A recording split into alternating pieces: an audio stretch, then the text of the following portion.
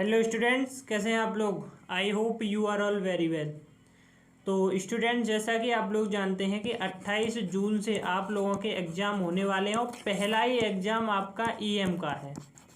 EM बोले तो environmental management, ये इलेक्टिव सब्जेक्ट होता है। अगर आपके में इलेक्टिव सब्जेक्ट कोई और सा है तो उसका पेपर होगा, ठीक है। तो आज हम इन्वायरमेंटल मैनेजमेंट का 7 चैप्टर देखने वाले हैं। बाकी के 6 चैप्टर पढ़ाए जा चुके हैं, उनकी प्लेलिस्ट भी बना दी गई है। आप जो है बारी बारी से 6 चैप्टर देख लीजिए, बहुत ही इम्पोर्टेंट चैप्टर्स हैं और सिर्फ उसमें इम्पोर्टेंट क्वेश्चन ही कवर कराए गए हैं। तो आई होप आप मेरी बात समझ रहे होंगे। और आगे बढ़ने से पहले आप लोगों को एक बात बता दूं कि भाई देखो, जिन लोगों ने कुछ भी नहीं पढ़ा है या थोड़ा बहुत पढ़ लिया है, और ये तुम्हारा वैसे भी 6th सेमेस्टर है, लास्ट सेमेस्टर है, तो इसीलिए तुम किसी भी प्रकार का कोई रिस्क मत लो। इसमें आपको सभी सब्जेक्ट के इम्पोर्टेंट क्वेश्चन के नोट्स केवल आपको 199 रुपये में मिल रहे हैं। तो जल्दी से इनको परचेज कर लो। आपको इसमें सभी सब्जेक्ट के नोट्स मिलेंगे। परचेज कैसे करने हैं आपको, ये नंबर जो दिख रहा है इस पर आपको पेमेंट यानी कि ट्रांजैक्शन करना है, और ट्रांजैक्शन हो जाए तो उसका स्क्रीनशॉट मुझे इसी व्हाट्सअप नंबर पे सेंड कर देना, ठीक है। तो मैं वहाँ पे आपको PDF प्रोवाइड करा दूँगा। तो चलिए बिना किसी टाइम वेस्ट किए हम जो है पहला टॉपिक देखते हैं कि भाई आपदा क्या है। देखो, ये जो टॉपिक है ये तुमने 5th सेमेस्टर में ही पढ़ा था, ईएम में, ठीक है। कब पढ़ा था ये? 5th सेमेस्टर में पढ़ा था आपके, उसमें अर्थक्वेक में पढ़ा था, अर्थक्वेक इंजीनियरिंग में पढ़ा था आपने ये वाला टॉपिक, डिजास्टर वाला, आपदा और विपदा ये क्या होती है, इस तरीके से। तो पहला ही टॉपिक है आपदा क्या है। आपदा का अर्थ है विभिन्न प्रकार की मुसीबतें यानी कि परेशानियां, कष्ट, विपत्तियां, कठिनाइयां, कोई भी ऐसी प्राकृतिक घटना जिसके कारण बड़ी जनहानि होती है तो वह आपदा कहलाती है, ठीक है। आपदा के प्रमुख कारण कौन कौन से होते हैं भाई?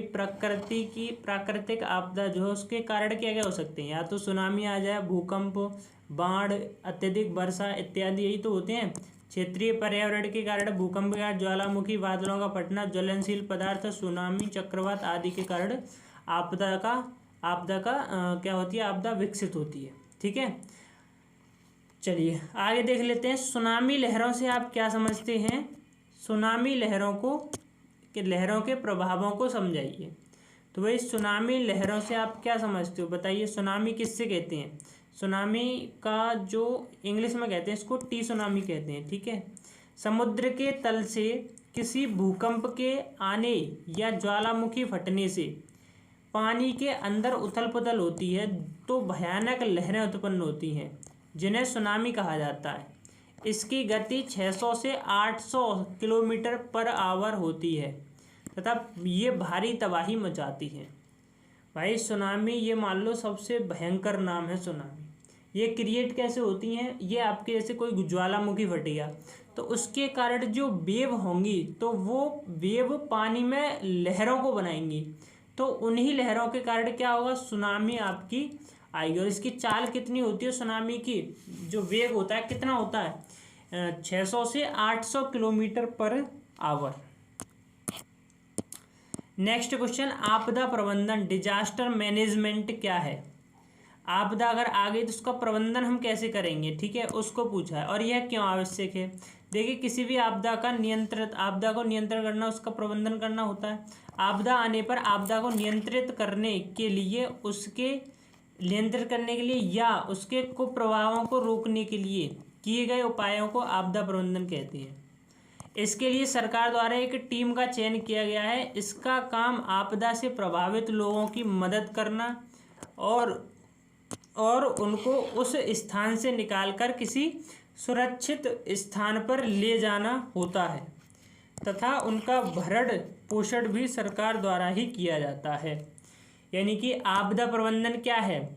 जो भी आपदा आई है उसका प्रबंधन करना, उसको नियंत्रण करना, उसमें जितने भी लोग फंसे हैं उनको वहाँ से निकालना और किसी सेफ प्लेस पे ले जाके उन्हें ठहराना, ठीक है, और वहीं पे उनके भोजन आदि की व्यवस्था करना। और ये काम कौन करता है? ये काम एक टीम करती है जिसे सरकार के द्वारा नियुक्त किया जाता है, ठीक। इसकी आवश्यकता क्यों है भाई? लोगों की जान बचाने के लिए, आपदा के प्रभाव को कम करने के लिए इसकी आवश्यकता है आपदा प्रबंधन की, आपदा से प्रभावित लोगों की मदद करने के लिए, या फिर उनकी जान बचाने के लिए भी कह सकते हैं आप ऐसा कुछ। तो इसके लिए ये हो गया, ठीक है। आगे है निसहाय एवं कमजोर लोगों को फिर से बसाना, ये इसका काम होता है आपदा प्रबंधन का। सामाजिक महामारी से लोगों को बचाना, ये इसकी आवश्यकताएं हैं। आगे क्या है? सुनामी के कुप्रभाव, तो ये कैसे हुआ भाई? उधर हमने सुनामी पढ़ ली थी, अब इधर कुप्रभाव कैसे आ गए? चलो कोई नहीं, एडजस्ट कर लेना भाई, ठीक है। अब आ गया तो क्या ही कर सकते हैं। तो इसमें देखो सुनामी के कुप्रभाव में क्या है। पहला पॉइंट है कि अच्छा सुनामी आएगी तो उसका प्रभाव क्या होगा, बुरे प्रभाव क्या पड़ सकते हैं। एक तो लोगों की जान जा सकती है, ठीक है, और जो तटों पर बंदरगाह होते हैं ना, वो बिल्कुल सब तबाह हो जाते हैं, इनका अड्डा, मछुआरों का अड्डा बड्डा सब तबाह हो जाता है। और जो पर्यटक स्थल होते हैं किनारे, समुद्र के किनारे जो पर्यटक स्थल होते हैं वो भी जो है उससे प्रभावित होते हैं। तो पहला पॉइंट है तटों पर बने बंदरगाह एवं मछुआरों का अड्डा तबाह हो जाता है, पर्यटक स्थल प्रभावित होते हैं। तटों पर मृदा अपरदन, मृदा मिट्टी कट जाती है ना उसकी, मृदा अपरदन बहुतायत में यानी बहुत ज़्यादा, बहुत अधिक मात्रा में होता है। सुनामी के आगे आया बांध भी क्षतिग्रस्त हो जाता है। भाई सुनामी बहुत डेंजरस है, ये किसी को नहीं देखती कितना भी बड़ा बांध हो। नोट पॉइंट में क्या देखना है हमको कि यदि सुनामी उत्पन्न का स्रोत तट से 200 किलोमीटर की दूरी पर स्थित है तो हानि अधिक होगी, और यदि 200 किलोमीटर से अधिक दूरी पर स्थित है तो हानि कम होगी। तो ये पॉइंट ध्यान में रख लेना, 200 किलोमीटर तक है तो हानि ज़्यादा होगी, सुनामी की लहरें जो है इधर भी आ जाएंगी तट पर, और 200 किलोमीटर से अधिक होगी तो उसकी लहरें तट पर नहीं आ जाएंगी, आ पाएंगी या थोड़ी बहुत आ जाएंगी, तो हानि जो है कम रहेगी उससे। देन क्या है? भूस्खलन। भूस्खलन क्या होता है? लैंड स्लाइड जिसे बोलते हैं। चट्टानों में दरार पड़ने के कारण चट्टानी पिंड या मिट्टी नीचे की ओर गुरुत्वीय बल के कारण खिसक जाती है, इसे ही भूस्खलन कहते हैं। जो बड़ी बड़ी चट्टानें होती हैं ना, उनमें दरार पड़ जाए, तो मान लो इसमें दरार पड़ गई तो ये यहाँ से जो है नीचे की ओर खिसक गई, तो यही क्या है? ये भूस्खलन कहलाता है। इन दरारों का कारण भूकंप हो जाता है। साधारणतः कुछ दरारें मिट्टी में बंधक पदार्थों से बरसात के समय जो भर जाती है, जब इनमें मिट्टी पानी घुलता है तो वो पानी के सहारे से मिट्टी उसमें चली जाती है, तो दरारें कुछ बंद हो जाती हैं, जिन्हें अक्रिय दरारें कहते हैं। ठीक है, आगे समझ में भूस्खलन क्या है? भूस्खलन आ गया, ठीक है। अब नेक्स्ट देखो चक्रवात। चक्रवात क्या होता है भाई? चक्रवात क्या है? चक्रवातों के कुप्रभावों का उल्लेख कीजिए। देखिए, जब किसी स्थान पर न्यूनतम दाब बन जाता है, न्यूनतम दाब का मतलब बहुत ही कम दाब बन जाता है, न्यूनतम कम से कम दाब बन जाता है, तो न्यूनतम दाब बन जाता है तो उस स्थान पर उपस्थित हवाएं उसकी परिधि पर तेजी से घूमने लगती हैं, जिसे चक्रवात कहते हैं। इन हवाओं की गति 119 किलोमीटर पर आवर होती है। चक्रवात घूमती हवाओं के कारण उत्पन्न होता है, यानी कि कहने का मतलब है कि जब प्रेशर आपका न्यूनतम हो जाए, मिनिमम हो जाए, तो वहाँ पे जो हवाएं हैं वो एक सर्कल का रूप ले लेती हैं, परिधि के चारों तरफ घूमने लगती हैं हवाएं, तो इसी को हम कह देते हैं क्या? चक्रवात कह देते हैं। स्पीड कितनी होती है इसकी? 119 किलोमीटर पर आवर। ठीक है, चक्रवात के प्रभाव क्या होंगे? अब भाई चक्रवात आ गया तो पेड़ पौधे उखड़ जाएंगे सब, संचार टावर वगैरह ये सब धराशायी हो जाते हैं, बिजली के खंभे भी टूट जाते हैं, और कभी कभी पता है कुछ जो भी उसके बीच में आता है ना वो उड़ा चला जाता है, कांच और फैक्ट्री की छतें, खपरेल आदि उड़ जाते हैं। तो ये उसके प्रभाव हैं किसके? चक्रवात के। नेक्स्ट है असुरक्षा या वेदनशीलता। किसी विपत्ति या आपदा के कारण समाज के लोग जिस हद तक प्रभावित होते हैं उसे असुरक्षा या वेदनशीलता कहते हैं। कुछ नहीं है वेदनशीलता, असुरक्षा बस इतना सा है कि कोई आपदा आई और लोग उससे कितना प्रभावित हुए, किस हद तक प्रभावित हुए, वही है उनकी असुरक्षा। आपदा प्रबंधन के प्रकार, टाइप्स ऑफ डिजास्टर मैनेजमेंट। आपदा प्रबंधन को निम्नलिखित वर्गों में वर्गीकृत किया है। आपदा की रोकथाम, आपदा के प्रभाव को कम करना, आपदा से निपटने की तैयारी, आपदा राहत एवं पुनः आवास, आपदा के दौरान कार्यवाही, पीड़ितों को, कार्यवाही का मतलब पीड़ितों को रहने पीने खाने की आदि की व्यवस्था करना। ठीक है, तो ये जो है आपदा प्रबंधन के टाइप्स हैं। आगे देखिए, जोखिम मूल्यांकन अध्ययन। यह एक ऐसा अध्ययन है जिसके अंतर्गत जोखिम व आपदा का सर्वेक्षण किया जाता है, सर्वे किया जाता है। इसके द्वारा निम्न जानकारी, आप सर्वे किया है तो सारी जानकारियाँ प्राप्त होंगी। ठीक है, मतलब इस आपदा के कारण कितने लोगों की मौत हुई, कितने जानवरों की मौत हुई, पर्यावरण में क्या क्या हानि हुई, ये सब, मानवों की मौत, जानवरों की आर्थिक क्षति और पर्यावरण में होने वाली हानियाँ। तो ये क्या है, जोखिम मूल्यांकन के अंतर्गत आता है। ठीक है, जोखिम मूल्यांकन आ गया ना समझ में, आपदा से कितने लोग प्रभावित हुए हैं, ठीक है, या फिर कितने लोग जो है जान गंवाई है उन्होंने, तो उसका सर्वेक्षण किया जाता है। नेक्स्ट देखिए, बाढ़ आ गया, फ्लड। जहाँ एक और भारत में बहने वाली नदियों से लाभ है, वहीं दूसरी ओर कभी कभी ये विनाश का कारण भी बन जाती हैं। बाढ़ नदियों से ही आती है। वर्षा ऋतु में जब ज़्यादा बारिश पड़ती है तो कई बार नदियों का जल स्तर बढ़ जाता है, तो आसपास के क्षेत्रों में नदियों का जल चला जाता है, जिससे बाढ़ आ जाती है। बाढ़ के कुछ प्रमुख प्रभाव निम्नलिखित हैं। बाढ़ के प्रभाव आपको पता ही होंगे, बिल्कुल पता होंगे। फसलें सारी बर्बाद हो जाती हैं, और कई बार तो मनुष्यों की भी मौत हो जाती है, मनुष्य जानवरों की मौत हो जाती है। मृदा की उपजाऊ शक्ति खत्म हो जाती है। ठीक है, कैसे खत्म हो जाती है, क्योंकि ये बाहर से जो केमिकल होता है ना, वो खेतों में रह जाता है। जब पानी खेतों में आ गया तो पानी के साथ केमिकल आया, और केमिकल के बाद में पानी तोड़ गया सूर्य के प्रकाश से, लेकिन केमिकल रह गया, तो उपजाऊ शक्ति वहाँ खत्म। ठीक है, पीने वाला जल भी दूषित हो जाता है, बड़ी बड़ी इमारतें धराशायी हो जाती हैं, तो इतना ज़्यादा बाढ़ आ जाता है। तो ठीक है, बाढ़ से बचाव के कारण क्या क्या हैं? बाढ़ से बचने के कारण है अधिक से अधिक पेड़ पौधे लगाओ। अधिक से अधिक पेड़ पौधे लगाओगे तो क्या होगा, मृदा का कटाव नहीं होगा। ठीक, नदियों एवं नालों के कचरों को साफ कर दो, जिससे पानी ना रोके और जो नदियों में पानी का फ्लो लगातार बना रहे। बड़े बड़े तालाबों एवं झीलों का निर्माण कर दो। ठीक है, तो क्या होगा, जिससे अधिक पानी आया तो इसमें स्टोर हो जाएगा। मान लो ये नदी जा रही है, अब इस नदी से छोटा सा यहाँ पे तालाब बना दो, अब ज़्यादा पानी इस नदी में हुआ तो ये तालाब में स्टोर हो जाएगा। इस तरीके से भी कर सकते हो।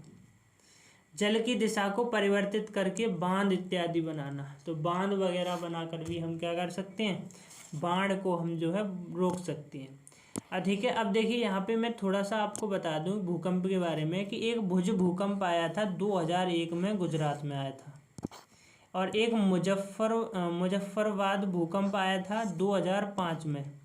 ठीक है, ये मुजफ्फराबाद में आया था। तो ये दो भूकंप आप लोग ध्यान रखना, नॉलेज के लिए सही रहता है। ध्यान आ गए तो लिख देना, उसमें क्या दिक्कत है, तुम्हारे पॉइंट्स जो है बढ़ ही जाएंगे नंबर, और क्या है। नेक्स्ट है स्वाइन फ्लू क्या है। यह एक ऐसा संक्रमण होता है, जैसे कोविड नहीं था संक्रमण, वैसे ही है। स्वाइन फ्लू क्या है, कि यह एक ऐसा संक्रमण है जो फ्लू वायरस के अलावा इन्फ्लुएंजा वायरस से फैलता है। यह आपदा या महामारी 2009 और 10 में आई थी, जहां पर इन्होंने जमकर अपना कहर बरसाया था। ठीक है, तो स्वाइन फ्लू किससे फैलता है, इन्फ्लुएंजा से। ठीक है, फ्लू वायरस से नहीं फैलता है। फ्लू वायरस के अलावा इससे तो फैलता ही है, लेकिन इसके अलावा इससे भी फैलता है, इन्फ्लुएंजा से। अच्छा, कैसे पता लगेगा कि स्वाइन फ्लू हो गया? नाक का लगातार बहना या रोज छींक आना, ये किसके लक्षण हैं, स्वाइन फ्लू के। सिर में दर्द होना, खांसी होना, अत्यधिक थकान, नींद ना आना, बुखार का लगातार बने रहना, ये सब इसी के उपाय हैं, वो सॉरी लक्षण हैं। इसके बचाव के उपाय क्या क्या हैं स्वाइन फ्लू के, कि सबसे पहला तो अधिक से अधिक आराम करो, आप ज़्यादा मतलब हार्ड वर्क ना करो। फिर पानी ज़्यादा से ज़्यादा पियो। ठीक है, और भाई डॉक्टर के बिना तो कोई काम ही नहीं हो सकता, डॉक्टर से परामर्श लो और उसकी दवाई लो। कुछ आयुर्वेदिक दवाइयों का भी उपयोग कर लीजिए अगर ज़्यादा जल्दी फ़ायदा चाहिए तो। नेक्स्ट है आपका भूकंप क्या है। भूकंप दोनों याद रखना, एक भुज भूकंप 2001 वाला और एक मुजफ्फराबाद भूकंप एक 2005 वाला। और भुज भूकंप कहाँ आया था? भुज भूकंप आपके गुजरात में आया था। गुजरात में ही तो है भुज, और कहाँ है? आगे भूकंप क्या है, इसके क्या कारण है? अब भूकंप के बारे में तो 5th सेमेस्टर में पूरी एक वो सब्जेक्ट ही था। कौन सा था? Earthquake engineering. तो वो तो तुमने सारा पढ़ ही लिया होगा। भूकंप एक ऐसी प्राकृतिक आपदा है जिसके द्वारा मनुष्य द्वारा निर्मित भवनों को या तो क्षतिग्रस्त किया जाता है या फिर धराशायी किया जाता है। ये क्या कौन काम करता है इसका? भूकंप का मतलब भवनों को धराशायी करने का भूकंप काम करता है। ठीक है।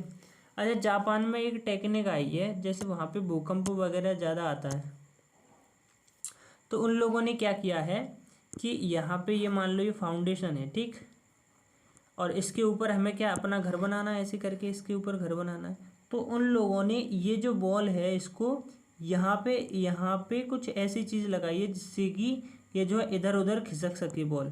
तो जब भी भूकंप आता है तो ये हिलता है, सिर्फ ये, और ऊपर वाली जब ये हिलता है तो ये स्टेबल रहता है, और यहाँ पे प्लेट लगे होने के कारण ये केवल ये ही इधर उधर होता है, बाकी का ऊपर का स्ट्रक्चर जैसा है वैसा बना रहता है। तो ये टेक्निक जापान की है। ठीक, आगे देखिए, भूकंप के समय पृथ्वी से बहुत सारी ऊर्जा विकिरणों के रूप में निकलती है। ये तरंगें परमाणु बम से भी ज़्यादा खतरनाक होती हैं, जिसके कारण पृथ्वी की सतह बनी इमारतें क्षैतिज दिशा में कंपन करने लगती हैं और धराशायी हो जाती हैं। ठीक है। अब तुमने कंपन करने का मतलब पढ़ा होगा, जो भूकंप होता है वो जो आपकी टेक्टोनिक प्लेटें होती हैं उनके टकराने से होता है। पृथ्वी की संरचना नहीं पढ़ी है तुमने ऐसे करके? तो वही होता है। भूकंप के प्रभाव क्या क्या है वो देख लो। भूकंप के प्रभाव से क्या होगा? मकान, स्कूल, ये बिल्डिंग वगैरह सब धराशायी हो जाएंगे, नष्ट हो जाते हैं ये सब। ठीक है। संचार व्यवस्था पूरी खराब, टावर वावर सब उखड़ जाते हैं। मनुष्य एवं जानवरों की जान माल की आती, कभी कभी जान भी चली जाती है। सड़क, रेल मार्ग, पुल भी गिर जाते हैं इससे, भूकंप से। विद्युत लाइनें ध्वस्त हो जाती हैं। बचने के घरेलू उपाय क्या क्या हैं इसके भूकंप के? कि जब भी तुम्हें लग रहा है भूकंप आने वाला है तो मकान एवं इमारतों का निर्माण, भूकंप आने वाला है या फिर ऐसे एरिया में आप मकान बना रहे हो जहाँ पे भूकंप आने की संभावना रहती है, तो क्या करना है? तो आपको करना है कि मकान एवं इमारतों का निर्माण भूकंप को ध्यान में रखते हुए करना चाहिए। भूकंप के समय घरों से बाहर खुले मैदान में आ जाएं। लोगों को भूकंप के प्रति जागरूक करें। मकानों को भूकंप रोधी बनाओ। आगे है संकट समूह गठन। संकट समूह गठन ये क्या होता है? समय समय पर विभिन्न प्रकार की आपदाएं आती रहती हैं। ऐसे संकट में लोगों की सहायता करने के लिए सन 1995 में विश्व स्तर पर एक संकट समूह की स्थापना की गई, जिसको अंतर्राष्ट्रीय संकट समूह के नाम से जाना जाता है। यह एक गैर सरकारी संगठन है। इसको इंटरनेशनल क्राइसिस ग्रुप भी कहा जाता है। संकट समूह गठन क्या होता है? संकट को हरने वाला, दुखों को हरने वाला समूह जो है वो संकट समूह है। ठीक है। स्थापना कब होती है? 1995 में, 1995 में। और ये कोई गवर्नमेंट संगठन नहीं है, ये गैर गवर्नमेंट है। ठीक है, नॉन गवर्नमेंट संगठन है। संगठन समूह के कार्य क्या क्या होते हैं? वही आपदाग्रस्त लोगों की जान बचाना, घायलों को रहने की व्यवस्था कराना, सहायता राशि प्रदान करना, आपदा के क्षेत्र में भोजन की व्यवस्था, आपदा के कारण का पता लगाना कि आपदा क्यों आई थी। बांधों का आपदा प्रबंधन कैसे करेंगे आप? बांधों का डिजास्टर मैनेजमेंट। बांध का जल आगे जिन नदियों में या नहरों में छोड़ा जाए उससे पहले उनकी रुकावटों को हटा देना चाहिए। लोगों को आपदा से बचाने के लिए आवश्यक जानकारी देना चाहिए। आपदाग्रस्त लोगों के लिए भोजन एवं जल की व्यवस्था, घायलों के लिए चिकित्सा की व्यवस्था और लापताओं को खोजना, ये सब क्या है? ये सब आपका डिजास्टर मैनेजमेंट है। ठीक है। नेक्स्ट क्या है? भूकंप वाले क्षेत्रों में ऊंची इमारतें का आपदा प्रबंधन। मान लो किसी भूकंप वाले क्षेत्र में कोई ऊंची इमारत है, तो आपदा से बचने के लिए उस इमारत का क्या पॉइंट होनी चाहिए उसके लिए।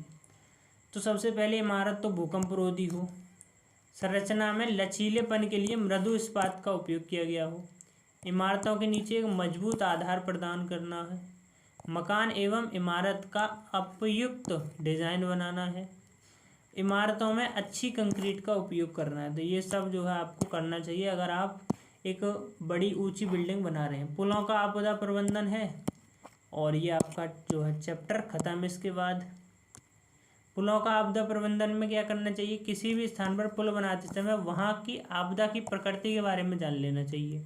पुल का निर्माण उच्च गुणवत्ता वाली सामग्री का उपयोग करके करना चाहिए। पुलों के दोनों किनारों पर ऊंचे एवं मजबूत बनाएं, जो अबटमेंट होते हैं वो मजबूत बनाओ। पुलों के नीचे जलमार्ग अत्यधिक रखें ताकि बाढ़ का पानी भी आसानी से निकल जाए। पुल ऐसे स्थान पर बनाएं जहाँ की मिट्टी की गुणवत्ता अच्छी हो, ठीक है, जिसकी बियरिंग सामर्थ्य जो है अच्छी हो, बियरिंग स्ट्रेंथ। तो ये आपका चैप्टर नंबर 7 हो चुका है, और आपने ये नोट्स भाई साहब खरीद लो, बहुत ही इंपॉर्टेंट नोट्स हैं। एक बार मेरे कहने से खरीद लो, 6th सेमेस्टर है, रिक्स मत लो, मान लो मेरी बात, ठीक है। चलिए, जय हिंद। मैं मिलता हूँ आपसे किसी और वीडियो में।